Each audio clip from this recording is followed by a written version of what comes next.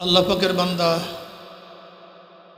জনাব মুহাম্মদ রাসূলুল্লাহ সাল্লাল্লাহু আলাইহি ওয়াসাল্লামের উম্মতগণ,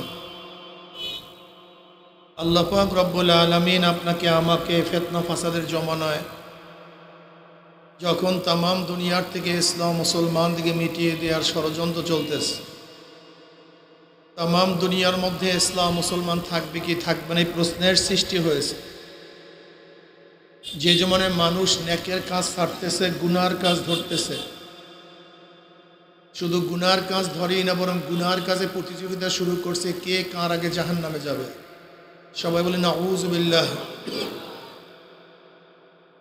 যে জমানে মানুষ নেকের কাজে আশ্চর্য হয়, গুনার কাজে স্বাভাবিক থাকে, যে জমানে শিরক বিদআতকে ইবাদত মনে করে, শিরক বিদআতকে ইবাদত মনে করে, কবর পূজা, ব্যক্তি পূজা শিরক বিদআত, কিন্তু মনে করে আমি ইবাদত করছি। যেই জমানায় যা শিরক বিদআত না তাকে শিরক বিদআত মনে করে, যেরকম লা মুযহাবিরা মাযহাব মানে ইমাম মানাকে শিরক বিদআত মনে করে, অথচ এগুলি জরুরি, খুবই প্রয়োজন, কিন্তু কি বলে শিরক বিদআত। যেই জমানায় শিরক বিদআতকে ইবাদত মনে করে, আবার যা শিরক বিদআত না তাকে শিরক বিদআত মনে করে। যেই জমানায় আংশিক দিন পালন করেও পরিপূর্ণ দিন পালন করার ঢেকুর তুলে পালন করে, আংশিক দিন দাবি করে আমার চেয়ে বড় দিনদার আর কেউ নেই, সবচেয়ে আমি বড় দিনদার। যে জমানায় মুসলমান ইসলামকে পছন্দ করে না, বরং নামধারী মুসলমান ইসলামের সবচেয়ে বড় দুশমন হয়ে গেছে।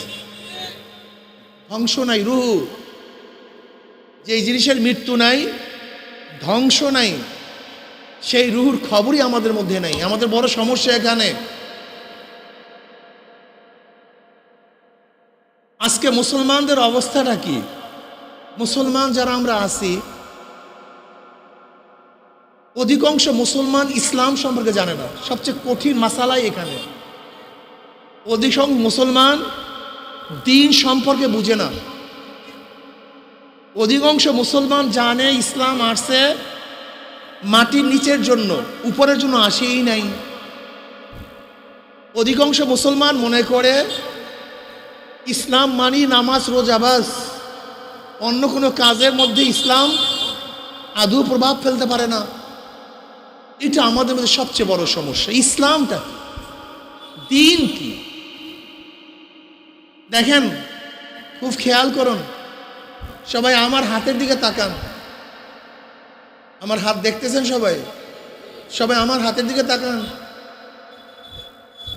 এইটা হলো দুনিয়া। হাতের উপরের সাইডটা কি ভাই? নিচের সাইড আখিরাত। বলেন এইটা কি? নিচের সাইড আখিরাত। খুব খেয়াল করেন তো, উপরের সাইড নিচের সাইড আখিরাত। এই দুনিয়াতে যা কিছু করবেন, যা কিছু বলবেন, যা কিছু দেখবেন, যা কিছু শুনবেন, সব এখানে পাবেন। কথা বুঝতে পারেনি? তাহলে আপনি ইসলামকে শুধু কবরের নিচের কথা বলেন কেন? আগে তো উপরের, তারপরে নিচের। কথাটা বুঝতে পারিনি। ইসলাম তো আগে উপরের জন্য আসছে, ফল পাবেন নিচে, অথচ ইসলামকে বানাই দিছে মাটির নিচের জন্য। এটা বিশাল খারাপ দর্শন, ভুল দর্শন। এই দর্শনটাই খারাপ। এই দর্শনের কারণে হাজার মুসলমান ইসলাম নিয়ে গবেষণা করতে চায় না। মাটির উপরে নামাজ পড়বেন, মাটির নিচে কথা বলেন না কেন? সবাই কথা আগেই তো বসে কথা বলবেন আমার সাথে। মাটির উপরে নামাজ পড়বেন, মাটির নিচে। মাটির উপরে রোজা রাখবেন, এখানে। মাটির উপরে হজ করবেন, এখানে। মাটির উপরে বিপর্দা চলবেন, এখানে। ফল পাবেন না গুতা খাবেন? গুতা খাবেন। মাটির উপরে জেনা করবেন, এখানে। এখানে মদ পান করবেন, এখানে। এখানে সুদ খাবেন, এখানে। এখানে ঘুষ খাবেন, এখানে। এখানে চুরি করবেন, ডাকাতি করবেন, মিথ্যা বলবেন, যা কিছু করবেন সেইটাই তো এখানে পাবেন। তো ইসলাম তো প্রথম মাটির উপরে, তারপর মাটির নিচে। এজন্য আল্লাহ পাক কি বলছে, রব্বানা আতিনা ফিদ দুনিয়া হাসানাতাও ওয়া ফিল আখিরাতি হাসানাতাও ওয়া কিনা আযাবান্নার। আল্লাহ দুনিয়াতে আমাকে হাসান দান করে। প্রথম কি, রব্বানা, হে আমার পূর্ব, আতিনা, আমাকে দাও, ফিদ দুনিয়া, দুনিয়ার মধ্যে, হাসান, ওয়া ফিল আখিরাতি হাসান, তুমি দুনিয়া তো হাসান দান করো, আখিরাতেও। উভয় একই শব্দ। দুনিয়ার ব্যাপারে কি শব্দ আসছে? কি নাকি ঘুমায় টুমায় নাকি মানুষগুলি, বুঝলাম না। কথা বলেন না কেন? আপনার ঘটনা কি? মুখ খুলেন না কেন? ক্লাস চলতেছে, দর্শ চলতেছে, জবাব দেন। দুনিয়ার ব্যাপারে কি চাইছিলাম? আখিরাতের ব্যাপারে একই শব্দ। রব্বানা আতিনা ফিদ দুনিয়া হাসানাতাও ওয়া ফিল আখিরাতি হাসানাতাও ওয়া কিনা আযাবান্নার। আখিরাতের হাসান সম্পর্কে আমরা সবাই জানি, জান্নাত সম্পর্কে সবাই জানে। জান্নাত কি? বিশাল এক ভূমি, দুনিয়ার চেয়ে 10 গুণ বড়, নিষ্কুম আম্বারের দ্বারা তৈয়ার, বিল্ডিং হাজার হাজার তালা বিশিষ্ট, এক একটি ইট হবে রূপার, এক একটি হবে স্বর্ণের, জাওয়াহিরের দ্বারা গাঁথনি, যেখানে ঝর্ণা হবে,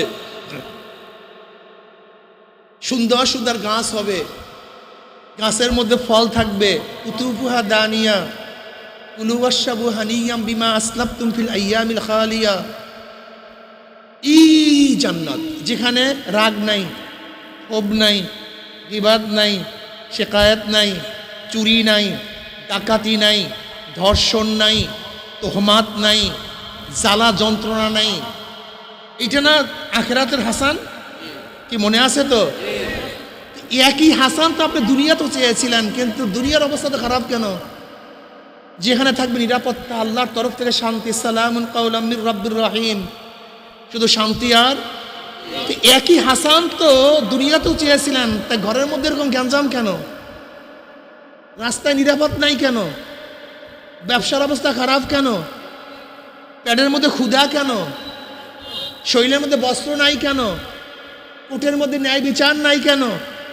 স্ত্রী আপনার কথা শোনে না কেন? ছেলে আপনার কথা শুনে বদমাশ হচ্ছে কেন? আপনার মেয়ে আপনার অবাধ্য হয়ে বের হয়েছে কেন? আপনি খুন হন কেন? অথচ একই হাসান চেয়েছিলেন, রোডের মধ্যে নিরাপত্তা নাই কেন? এর কারণটা কি?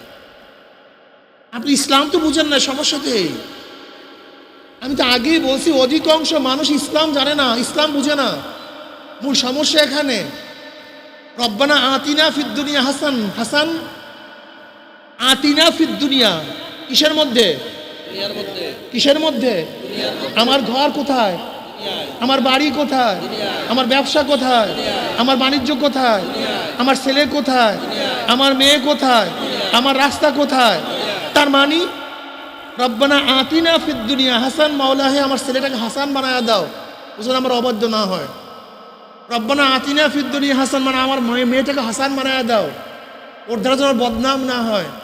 মাওলা আমার স্ত্রীকে হাসান বানায়া দাও, আমার স্বামীকে হাসান বানায়া দাও, আমার শরীরটাকে হাসান বানায়া দাও, আমার রাস্তাকে হাসান বানায়া দাও, আমার কোর্টকে হাসান বানায়া দাও, বিচারালয়কে হাসান বানায়া দাও, আমার পেটকে হাসান বানায়া দাও, আমার সমস্ত জায়গা হাসান বানায়া দাও, যেখানে শুধু থাকবে শান্তি আর শান্তি, অশান্তি বলতে কিছুই থাকবে না।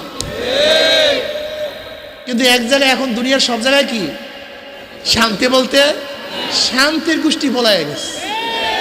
এর কারণটা কি? এটা বুঝতে হবে আপনাকে, এর কারণটা কি? দেখেন, আল্লাহ পাক রব্বুল আলামিন এই দুনিয়াকে সৃষ্টি করেছেন, এটাকে আপনি বিশ্বাস করেন কিনা? হ্যাঁ, নাস্তিকরা বিশ্বাস করে না, ওদের কথা বাদ। নাস্তিকরা সাধারণত এটা মানে গভেট, যারা নাস্তিক মনে করবেন এদের জ্ঞানের কমতি আছে। যত নাস্তিক এদের জ্ঞানের কি আছে? চরম কমতি, যা চিন্তাও করতে পারবে না কত কমতি তাদের মধ্যে আছে। কিন্তু যারা জ্ঞানের উচ্চ শিখরে চলে গেছে তারা কেউ নাস্তিক হতে পারে না, তারা কেউ নাস্তিক হতেই পারে না। অল্প জ্ঞানী নাস্তিক হয়। যেমন দেখবেন আমাদের বাংলাদেশে যে শিক্ষিত, অল্প শিক্ষিত, এরা একটু নাস্তিক নাস্তিক ভাব ধরে, কি কথা ঠিক না? এরা নাস্তিক নাস্তিক ভাব ধরে। এর কারণ হলো সাগরের গভীরতায় না গিয়েই বলে যে এই সাগরে কোনো তলি নেই। কি কথা ঠিক না? কিন্তু ওই তল পর্যন্ত যাওয়ার তোমার ক্ষমতা নেই। সাগরের ঠিকই তল আছে, কিন্তু সেখানে যাওয়ার মতো ক্ষমতা তোমার মধ্যে নাই।